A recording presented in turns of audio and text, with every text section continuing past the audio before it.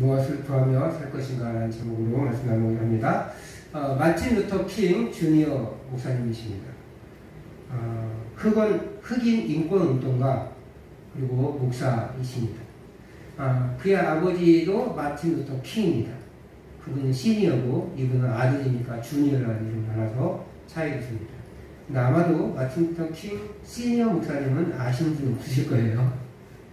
어쨌든 저분도 아버지의 목회의 길을 따라서 간 사람이에요.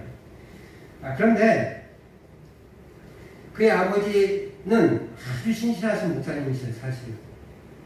그리고 말씀대로 살고 그 당시 노예의 삶을 살았던 흑인들에게 천국의 소망을 심어주었습니다. 그런데 반면 이 어려서부터 아버지의 설교를 듣고 자랐던 이 주니어는 아버지의 설교가 그렇게 와닿지 않았어요. 흑인들은 같은 버스에 타더라도 백인의 자리에 앉지 못합니다. 함부로 자리에 앉지 못하죠.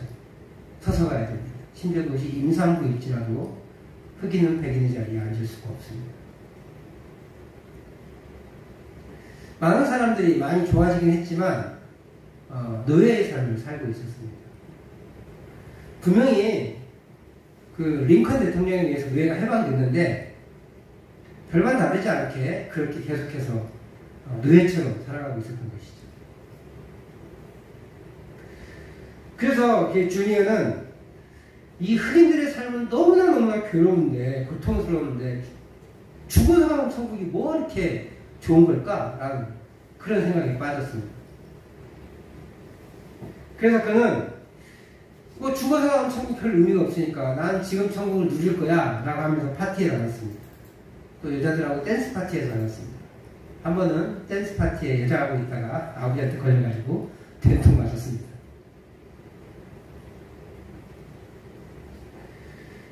주니어는 아버지 킹의 삶, 킹 목사님의 삶과 또 그가 설교하시는 죽어서 나온 천국에 대한 설교를 기뻐하지 않았습니다.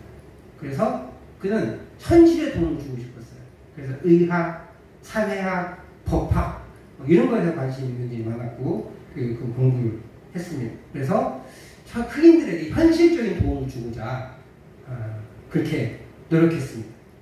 그런데 아이러니하게 지금 제가 타이틀을 뭐라고 그랬어요? 목사라고 그랬잖아요. 저분도 목사가 됐습니다.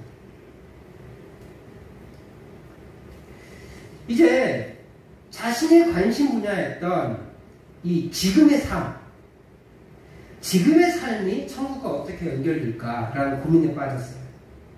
이때만 해도 천국과 지금의 삶은 분리되어 있었던 것 같아요. 그런데 이 킹 주니어 목사님은 이제 목사가 돼서 현실이 천국이 아닌데 어떻게 천국을 우리가 알 수 있지라는 고민함에 천국을 누릴 수 있는 방법이 무엇일까? 특별히 흑인들이 천국을 누릴 수 있는 방법이 무엇일까 고민하면서 인종 차별을 반대하기 시작했어요. 이제 마틴 루터 킹 주니어는 목사로서 천국의 삶을 현재 흑인들로 살 수 있는 방법을 모색하는 거예요. 그리고 그들을 위해 새로운 삶을 살아가는 사람이 됐습니다. 이전까지는 그냥 내가 즐겁고 재밌게 사는 거에 몰두해서 댄스장에도 가고 파티장에만 다녔다면 그가 목사가 된 이유로서 그런 저차원적인 삶 말고 진짜 천국의 삶이 무엇인지 고민하게 되었고 또 흑인들이 어떻게 천국의 삶을 살아갈 수 있을지에 대한 일환으로 그가 이제 노예 인권, 또 흑인 인권 운동에 참여한 거예요. 그래서 쾌락을 추구하는 사람이었다면 이전에는 지금 이제 목사가 된 이후에는 더 높은 차원의 삶을 살아가는 사람이 되었습니다. 오늘 주님은요 돈에 대한 태도에 대해서 가르치고 계세요. 두 번째 시간인데 첫 번째 시간 지난주에는 사람들이 돈을 섬길 것인지 하나님을 섬길 것인지 결정함에 있어서 하나님을 섬기며 살아라 라고 주님께서 권면해 주셨다면 오늘 본문에서는 돈이 없는 사람들이에요. 그리고 거기에 예수님의 설교를 듣고 있는 대부분의 사람들 역시 돈이 없는 사람들이에요. 그 사람들에게 실질적인 이야기를 가르치고 해주시고 있다고 생각하면 될 것 같아요. 그런데 이런 거죠. 돈이 없는 사람들이라는 당장 내일 먹을 게 걱정이 되잖아요. 내일은 어떻게 먹지? 어떻게 먹고 살 수 있지? 지금 이 자리에서 예수님의 설교를 듣고 있는 것 자체가 문제예요. 왜냐하면 그 시간에 지금 가서 일을 해야 되는데 그래야 내일 먹을 양식을 구할 수 있는데 그 일을 하지 않고 있는 것 자체가 사실은 이 사람들에게 문제인 거거든요. 아마도 예수님의 설교를 들으면서도 어떤 사람들은 내일은 어떻게 하지? 라는 고민에 빠졌을지도 모르겠어요. 그 사람들은 당장 내일 먹을 게 없기 때문에 내일 먹을 것을 걱정하며 살아야 하는 사람들이에요.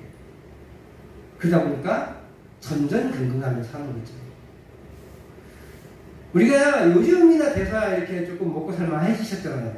누가 한 30년 전만 해도 너무 어려운 삶들을 살았고 정말로 하루 벌어 하루 먹고 사는 일들이 참 많았을 겁니다. 그러다 보면 다른 여유가 생각이 없어요.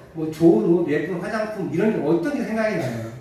당장 내일 나가서 또 내일 새벽부터 일어나서 일을 하셔야 되는데 어떻게 오늘 뭘 먹을까, 더 맛있는 거 뭐 없을까 이런 고민들이 있겠어요. 말씀 묵상을 어떻게 하겠어요. 그나마 아직 힘이 남아있어서 말씀 묵상할 수 있는 힘도 생겨나는 거예요.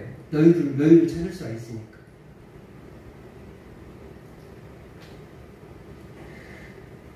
그런데 오늘 주님은 있잖아요. 돈이 없는 사람들에게 땅의 것만 보면서 전전긍긍한 삶을 살 것인지 아니면 더 높은 차원의 삶을 추구하며 살 것인지 그것을 보여주면서 염려로 인생을 살지 말고 초원의 삶을 살아라 라고 가르치고 계십니다. 먼저 주님은 먹고 사는데 지친 사람들이 먹는데 입는데 걱정을 하는 것을 너무 염려하지 말라고 가르칩니다. 먹는 것보다 목숨이 중요해요. 옷보다는 몸 자체가 중요합니다. 목숨을 구하기 위해서 먹는 것이고 몸을 보호하기 위해서 옷을 입는 거잖아요. 옷이 중요해요? 몸이 중요해요? 몸이 중요하다는 거예요. 음식이 중요해요? 목숨이 중요해요? 목숨이 더 중요해요. 그 목숨과 몸을 잘 보존하면 올바르게 간직하고 있으면 그 나머지 것들은 책임져 주신다는 거예요. 공중에서는 농사를 짓지 않는데도 먹고 사는데 지장 없다. 백화파, 들의 백화파. 사실은 들의 백화파 예쁜 꽃 같지만 그냥 들꽃이에요. 들꽃. 우리가 흔히 보는 들꽃. 꼭 나리꽃 종류만 얘기하는 것이 아니라 그냥 들꽃들이에요. 들꽃들도 아무것도 하지 않아도 최고의 옷을 입은 솔로몬보다 화려하다라고 말하고 있습니다. 두 가지 비유를 드신 가장 큰 이유가 뭐냐면 우리가 공중의 새보다 들의 꽃보다 훨씬 가치 있는 존재다라는 거예요. 그들도 먹이고 입히시는데 하물며 너희일까 보냐라고 말씀하시는 거죠. 들꽃보다 공중의 새보다 훨씬 중요한 하나님의 자녀들이다 라고 말씀하고 계신 거거든요. 그렇기 때문에 우리는 하나님이 책임져 주십니다.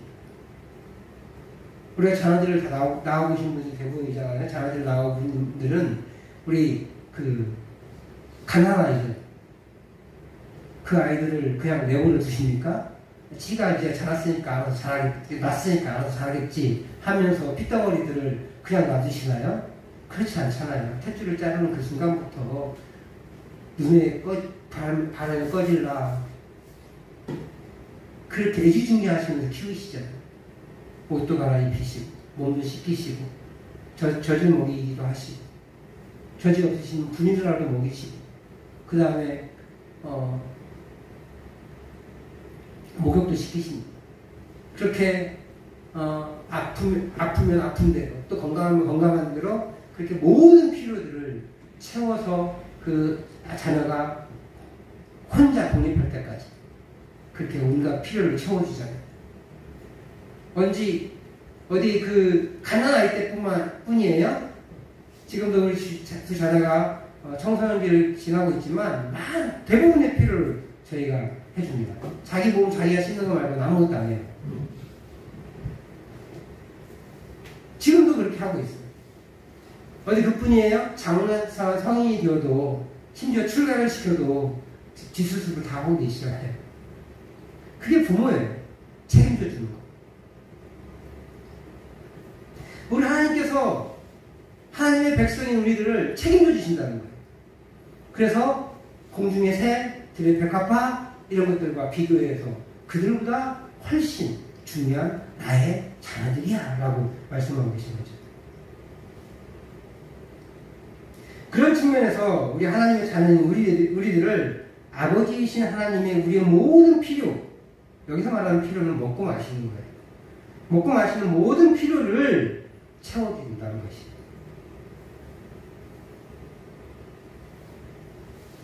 그럼 그것을 구하는 사람들은 어떤 사람들이에요? 이방인들이 구하는 거예요. 왜요? 이방인들은 그것만 바라보는 사람들이기 때문에. 그 사람들은 그거 외에는 없습니다. 여기서 말하는 이방인은 유대인의 반대가 아니라 하나님을 믿지 않는 사람들이라는 표현이에요. 그래서 사실은 유대인들조차도 여기서 말하는 의미에서 이방인에 속합니다. 하나님을, 그러니까 더 정확하게는 예수님을 구세주로 믿지 않는 다른 사람들을 포함합니다. 그냥 이해하기 쉽게 뭉뚱그려서 이방인이라고 표현한 거예요. 하나님을 모르는 사람들. 만약에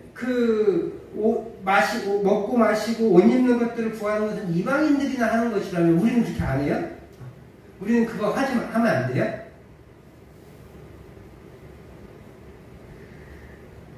오늘 이 말씀을 듣는 사람들, 예수님이 설교하실 때 이 말씀을 듣는 사람들은 이것을 구하지 않으면 당장 내일 먹을 게 없어서 굶어야 하는 사람들입니다. 그렇게 가난한 사람들입니다. 그런 그들에게 먹고 사는 것을 구하지 말라는 것은 어떤 의도일까? 그리고 주님은 이 모든 것을 너에게 더해 주시겠다고 하셨는데 이 모든 것, 즉 먹고 마시고 옷 입고 하는 이 먹고 사는 문제들에 대해서 하나님은 어떤 입장이신가라는 생각을 해봐야 돼요.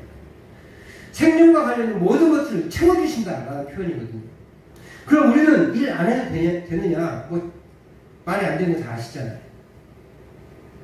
가끔 이단들이 이런 걸 가지고 세상 일을 하지 말라고, 돈 버는 거 하지 말고 다 나한테 갖고 라고 그렇게 얘기를 하죠. 오늘도 인터넷 뉴스에 또 이단 괴수가 나타났더라고요. 어떤 거짓말을 했냐면 자기가 너무 병이 아프고 죄지을 시간이 없었다는 거예요. 힘이 없었다는 거예요. 근데 알고 보니까 그날 축구했어요.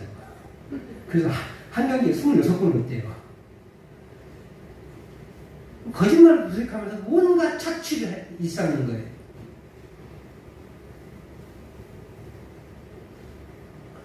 그러니까 예수님의 가르치심에 대해 있잖아요. 그냥 표면적인 글자로만 이겨내서 그래요. 그 예수님이 진짜 말하고 싶으신 것이 무엇인지 이 당시 사람들은 이해했는데 우리는 잘 이해 못하거든요.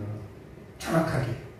그래서 사실은 해석자가 필요한 건데 그 해석자마저도 문자 그대로 해석해서 야 먹고 마시는 거 일하지 말라 했으니까 세상에 가서 일하지 말고 교회를 위해서만 일해. 교주인 나를 위해서만 일해. 라고 가르치는 사람들이 현혹돼가지고 그대로 넘어가는 사람들이 참 많아요. 이 말은요, 염려에 대한 문제예요. 염려에 대한 문제예요. 일하지 말라는 문제가 아니라. 돈 벌러 직장 안 다녀도 되고 농사 지을 필요가 없다. 이렇게 말씀하시는 것이 아니라 염려하지 말아라. 이런 거죠. 요즘 장마철이고 그래서 비가 계속 오잖아요. 그런데 우리가 6월 전까지 비가 안 왔잖아요. 얼마나 걱정했어요, 솔직히. 근데 아니 비 안 와서 어떻게만 하셨습니까? 아니면 우리가 그 저수지에 가서 물고를 트고 내려오는 물을 우리 논에 연결시켜서 물을 대셨습니까? 저수지를 만드는 거, 또 만들어진 저수지에 가서 물꼬를 트고 우리 돈에 물을 대는 거, 이런 걸 하는 거예요. 이건 대비책이 하라는 것이지, 아이고 피하면 어떻게 말라는 게 아니에요. 물론 예전 사람들은 천수답 인생들은 그렇게 살았겠지만 지금은 우리가 저수지가 있습니다. 그리고 농수로가 다 형성되어 있어요. 내 수고를 아끼지 않으면 돼요. 겨울에 비가 적당히 올 때 저수지에 물을 잘 저장해 놓으면 되는 거예요. 비가 많이 올 때 어떻게 해요? 요즘은야 우리 이 순산 지역은 비가 아주 적당히 와서, 물론 풀이 너무 많이 자라서 문제긴 하지만 적당히 와서 큰 문제는 안 생겼어요. 그죠? 근데 하루에 150mm, 200mm 내리면 어떻게 돼요? 어디 집이 무너지기도 하고 축대가 무너지기도 하잖아요. 비 많이 오면 아이고 비 많이 와서 어떻게 할 게 아니라, 물이 고여있는 그곳에 물을 빼고 저수지의 수구를 미리 낮춰놓고 그런 움직임들을 해야 되는 것이죠. 대비하지 말라는 게 아니에요. 염려하지 말라는 게, 일하지 말라는 게 아니에요. 걱정만 하고 주저앉아있지 말라는 것이. 그래서 주님은 이렇게 말합니다. 내가 염려함으로 피를 한 자라도 더할 수 있다. 여기서 한글 성경은 피, 우리 사람의 키를 얘기하고 있지만 다른 성경에서는요 목숨으로 연결되어 있어요. 목숨. 어떤 분이 이렇게 번역했어요. 목숨을 1시간 연장시킬 수 있느냐? 이렇게 말씀하셨어요. 염려함으로는 아무것도 이루어지지 않는다는 거예요. 거기에 대한 행동을 해야 돼요. 목숨을 1시간 연장시키고 싶으세요? 그럼 수술 받으셔야 되고 약을 드셔야 되는 거예요. 키를 더 크게 하고 싶으세요? 그러면 밥을 잘 먹고 운동을 열심히 해야 되는 거예요.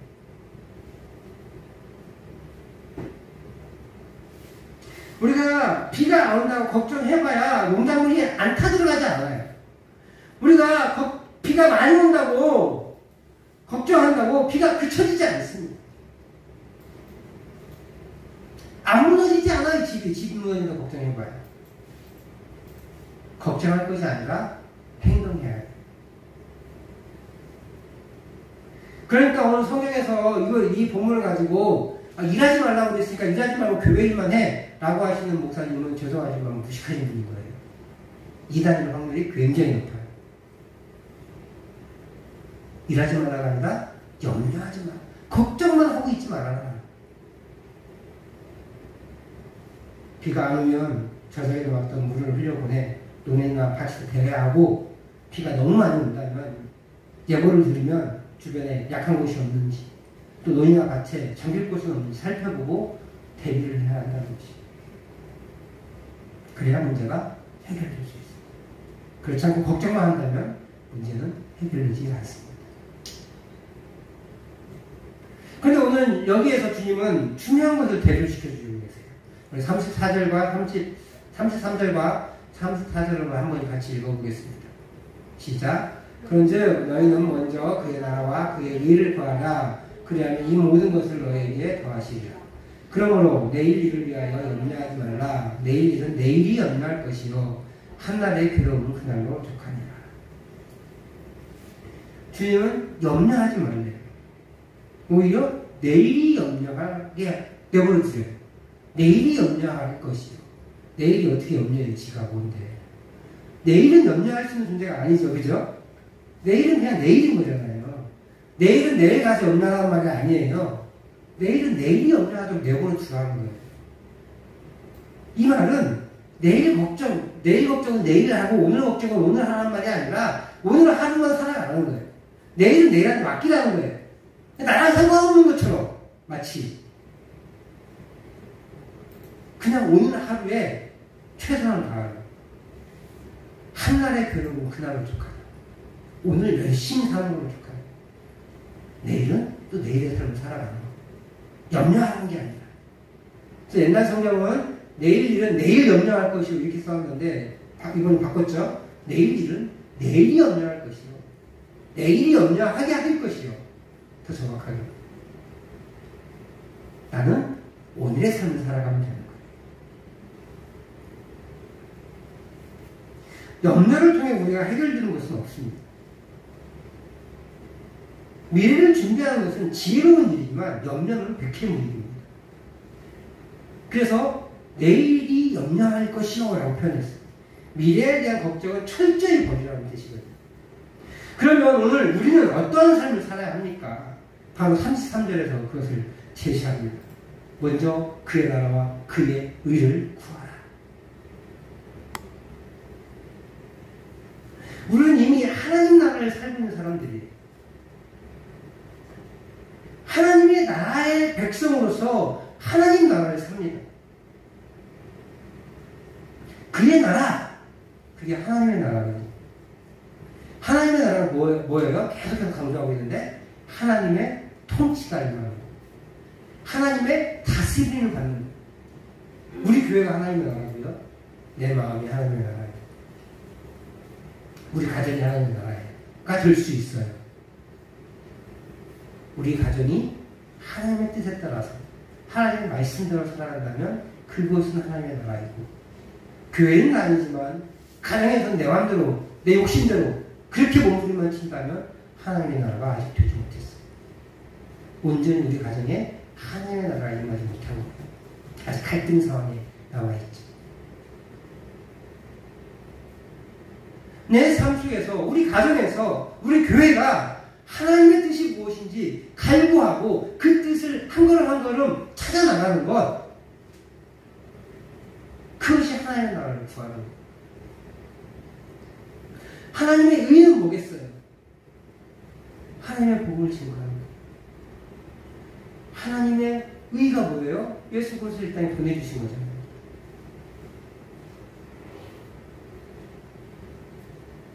그 하나님의 나라에 초점을 맞춰줘야 하는 것을 말해요. 우리는 계속해서 하나님의 나라를 완성시켜 나가야 하기 때문에 그렇습니다.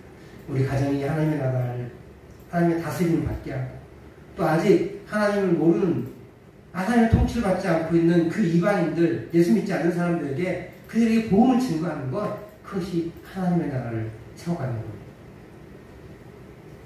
우리는 다른 사람들과 똑같이 살아갑니다. 예수 안 믿는 사람과 똑같이 살아가요. 농사를 짓고 회사에서 일을 하고 밥을 먹고 옷을 입고 집을 짓고 살아갑니다. 다른 게 있나요? 아, 예, 하나 있죠. 술, 담배 안 하고 이 시간에 이 자리에 나가서 사람 예배하는 거. 그거 하나 다르죠.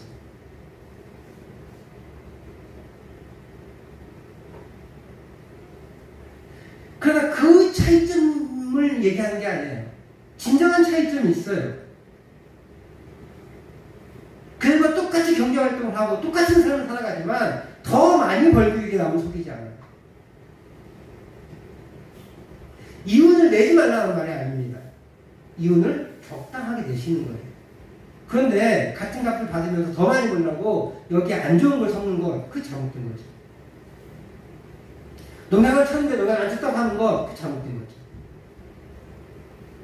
중국산 쓰는데 중국산 안 썼다고 거짓말하는 거 그게 잘못된 거죠. 그러지 말라는 거예요. 많이 벌었다고 해서 나만 위해서 먹고 마시지 않습니다. 내가 원래는 100만 원 벌었는데 올해는 1000만 원 벌었어요. 그럼 그 1000만 원 번 걸로 잘 됐다. 더 좋은 집 짓고 더 좋은 차 타고 더 좋은 옷 입고 살자 라고 하는 것이 아니라 하나님께 더 주신 것이기, 나도 좀 더 풍족할 수 있지만 아직 어려움을 겪고 있는 사람들에게 도움의 손길을 뻗쳐가는 것, 그것이 필요하다는 것. 아니, 우리는요 오히려 더 많이 벌기 위해서 최선을 다해야 합니다. 더 많이 보셔야 돼요. 그런데 목적이 나를 위한 것이 아니라 나와 함께하고 있는 내 주변의 사람들을 위해서, 나누기 위해서 더 많이 보셔야 돼요. 나보다 어렵게 사는 사람들 위해서 기꺼이 내 수고한 것을 내어놓기 위해서 더 많이 보는 거예요. 그것이 하나님 나라 백성의 삶이에요. 이렇게 하나님 나라 백성은 돈이 많다고 돈을 추구하고 살지 않고, 돈이 없다고 걱정하고 살지 않습니다. 하나님이 우리가 수고한 것만큼 먹을 수 있게 하실 것이라는 믿음을 가지고 더 나은 삶을 추구합니다. 단순히 경제적인 나음이 아니라 더 고차원적인 나음, 나눔의 삶, 하나님을 위한 삶, 그런 삶을 살아가는 겁니다. 제가 누누이 강조하지만 우리의 경제활동이 세속적이냐 하나님 나라를 위한 것이냐의 차이는 한 끗 차이라고 했어요. 우리의 마음과 자세. 똑같이 경제활동을 하더라도 그냥 최선을 다하는 것이 아니라 하나님이 앞에 계심을 믿고 하나님의 뜻을 이루기 위해서 최선을 다하는 것. 그것이 그냥 나를 위해서만 내 욕심껏 위해서 일하는 것과는 달라요. 딱 한 자세의 차이거든요. 우리의 삶 때문에, 우리의 말 때문에 사람들이 다른 사람들이 변화되는 일이 생기기를 소망합니다. 우리가 무엇을 구할지 생각하며 살 때 우리의 삶의 질이 달라질 것입니다. 우리의 삶의 목표가 달라질 것입니다. 그렇게 될 때 진정한 하나님 나라의 백성으로 살게 될 수 있을 줄 믿습니다. 여러분들이 그렇게 안락하고 편안한 삶을 추구해 나가는 것이 아니라 조금 더 수고스럽지만 정직하게, 조금 더 수고스럽지만 수고한 것들을, 얻은 것들을 나눌 수 있고 살아가는 것, 그런 삶을 살아감으로 하나님의 나라가 우리 때문에 더 흥왕해지고 우리 때문에 하나님이 더 영광을 높여드리는 그런 인생이 되시기를 주의 이름으로 축복합니다.